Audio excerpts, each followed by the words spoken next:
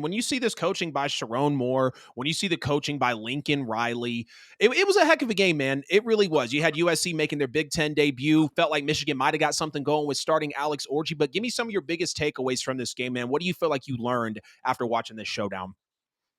Before I get into that, I just want to thank God for Josh Farmer for getting us our first dub. But anyway, um, aside from that, that was a nail biter of a game. I caught, I'd say everywhere from the second quarter onward. Once I got home from work, it really came down to the wire. Who wanted that W more? It was very back and forth, and it was a little bit of parity in the game as well, from what I noticed. USC pretty much dominated the air. Miller Right. Moss with his cannon, he threw for I think 283 yards, and I think he had a touchdown or two. Alex Orji had like 32 yards. Like it was Yeah. very dismal.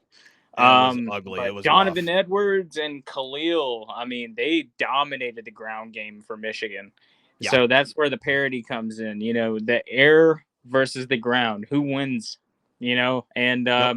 it came down to that final play. Michigan wanted it more, and not necessarily the better team in that situation. I got to kind of tip the cap to you. We had this conversation. Yeah. I do think statistically USC had the better outing, but like I said, it always comes down to those plays sometimes. Who wants Yeah. that game more? And Yep. the Wolverines did. Yep. Yeah, you saw the Wolverines bend. And then, they finally broke in the first half, or really they were getting dominated in that first half. And then, you see them claw back, play ugly, or excuse me, I think I had it backwards. Dominated in the first half, looked horrible in the second half, and they're just bending and bending. Feel like they broke in that second half, and then they finally get that score towards the end of the quarter with about 2 minutes left. Their actual first down of the second half. It was just an ugly performance by Michigan in the second one. But like we said, USC making their Big Ten debut. It was a new conference, and it definitely looked like the pressure was getting to them. 11 yards on their first 4 drives in the first half, then 117 on the final 2. 6 drives and 6 first downs for USC in the first half. That feels weird to say with the Lincoln Riley offense, but we see Miller I Moss know. slowly start to settle in. And Lincoln Riley, second time ever at USC, they punted on 3 straight drives under him. Negative rushing yards in the first half for the first time since 2019. The first 2 games of the season, USC allowed 200 rushing yards in total. They allowed 199 in the first half to Michigan. And when you look at how Lincoln Riley just had super uncreative play calling, ton of shotgun runs, putting them in a lot of third and longs, the average third down was almost 10 yards just in the first half to show you how much USC was just not doing the business they needed to do. They muster a field goal with 5 minutes left in the second quarter, so they do start to get on the board there. And you see Miller Moss. He's having to adjust to a big-time environment on the road. He was missing some simple throws. Some pressure was getting to him. Those different defensive shells that Sharon Moore and that Michigan culture and defense like to throw at people.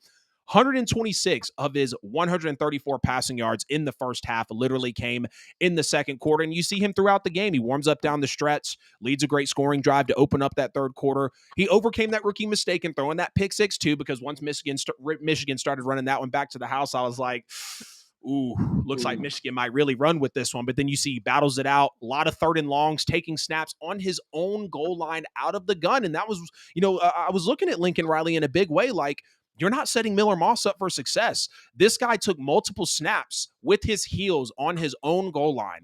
Third and 6, third and 7, third and 9. So many long third downs. Sure. And I think exactly, especially with the horrible, uncreative shotgun runs. And when you see how that just wasn't a recipe for success. You take around, you take a look at Michigan, though. They start playing their brand of football in the second half. It feels like they might have some life, right? Finally starting Alex Orji, but he didn't look the best. 7 completions on 12 attempts for 32 yards. But Michigan told us up front. They told us what they were going to do. They ran the ball 4 straight times to start the game. And you look at the play calling. 46 rushes, 12 passes with an 80% run rate. And it was the complete opposite for USC. Like you said, man, they were really airing it out. Mullings and Edwards absolutely putting on a show when they couldn't be stopped.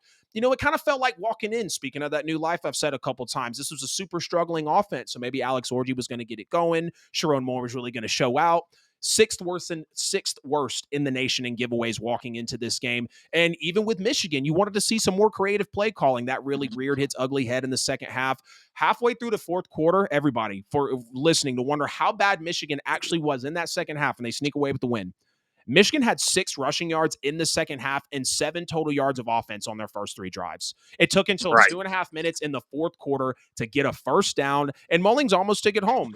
Will Johnson has a day with his pick 6, 9th pick of his career. He's going to be a guy that plays on Sundays, no doubt.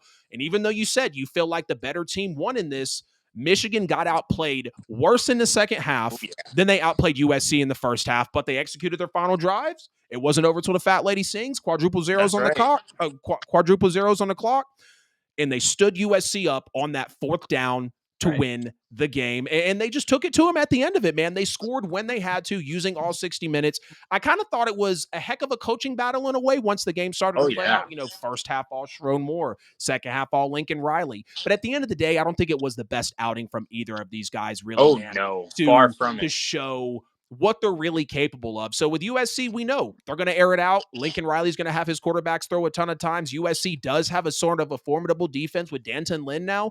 And as Michigan, they're going to play that Jim Harbaugh, Sharon Moore, smash mouth. We're sending 20 guys to the NFL every draft, and they're going to play on Sundays because that's the type of pressure and that's the type of pressure and coverage and defense that Michigan throws at you.